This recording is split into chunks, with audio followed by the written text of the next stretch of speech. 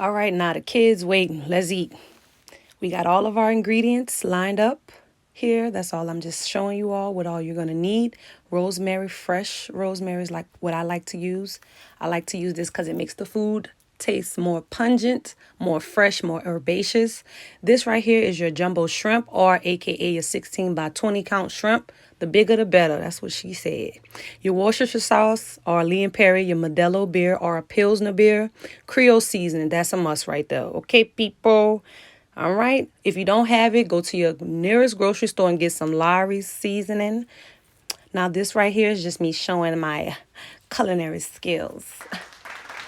Flick of the wrist, flick of the wrist. Chop it down. Like Sensei said, chop it.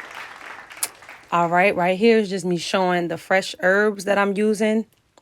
Well, it's dried herbs, fresh dried herbs. Oregano.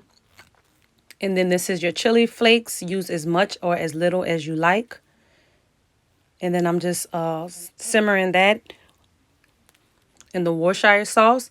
And for the Modelo beer and the Worcestershire or the Lee and Perry sauce, you're going to do a third cup. And make sure you have equal ratios with each. That means 1/3 and 1/3, people. So you add your garlic, let that simmer on in there. Then immediately add your shrimp, your 16 by 20 count shrimp. Add about a teaspoon of seasoning, that Creole seasoning. And then you're going to add your fresh cracked pepper, a teaspoon of that as well, equal parts, equal ratios. All right, then I got my wooden spoon, and I'm just making sure the shrimp are separated so it can aerate out and evenly cook. And watch this right here. See that? Look at that. You see that? Yeah, look at that. Rewind it if you got to. Look at it, though. But watch that sauce. Just pay attention to that sauce, because the viscosity of that is like a loose viscosity with the sauce. But later on, it's going to get thick, and I'm going to show you how. But anyway, I'm turning the shrimp over, flipping it over so it can evenly cook on each side. And then I'm adding my fresh rosemary. If you decide to use dried rosemary, you can either soak that in water until you're ready, or you can go ahead and immediately add that with the oregano and the chili pepper. But right here, this is the butter. Whew, I said that fast, child. Whew, I was cooking. Now, from our sponsors on how to cook grits. Cook it, cook it, cook it. All right, there we go.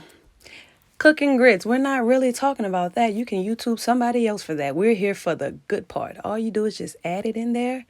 You see, we don't measure around here. He don't measure. He don't measure. He listened to the ancestors. When they say, baby, stop, we gonna stop, all right? They gonna whisper in our ear now. All right, but anyway, moving on to me. Look at my shrimping. My shrimp and my sauce, barbecue shrimp, Without the grits, is actually called barbecue shrimp. There you go. That's another recipe, y'all. So if y'all want to eat this with just bread, I gave y'all that for the free. No charge, no charge.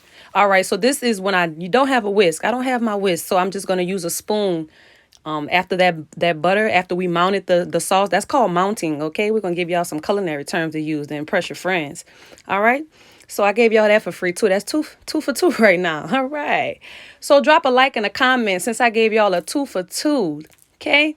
So anyway, we just flicking right here. Flick, flick, flick, flick, flick, stir, stir. If you don't have a whisk, you use your spoon. You use what your mama had and your grandma and them had and everybody in them had. It don't have to get all complicated with culinary. It don't have to get complicated with cooking. We use our resources. We use our intuition, because we spiritual cooks, and look, we putting that energy in there. You have to love to cook and put your energy in there. We looking at the grits looking good. Babe putting his energy. But yes, you just keep on stirring and add, like I said, after you mount the butter, you do that to, get the butter to whisk. It's to thicken your sauce. Now you see the viscosity right there. We have a little shake. It's like shake and flowy, like a thickness with it. I don't know how to explain it, just making me feel good. You want it to look sexy though, like a nice sexy shake, and it stay all in place. But anyway, next scene right here is going to be me plating. This is my favorite part. You got to make your food look good. After you put all that energy in there, you don't want to just throw your plate. Them kids ain't gonna eat that thrown up food.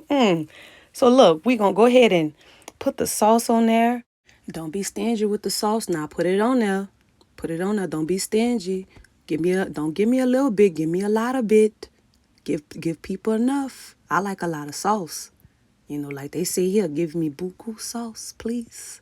I want, how much sauce you want? Not a little, not a lot. Buku. That's a word. Buku. Okay? Give you something else for free. Quick moment of silence, please. Moment of silence.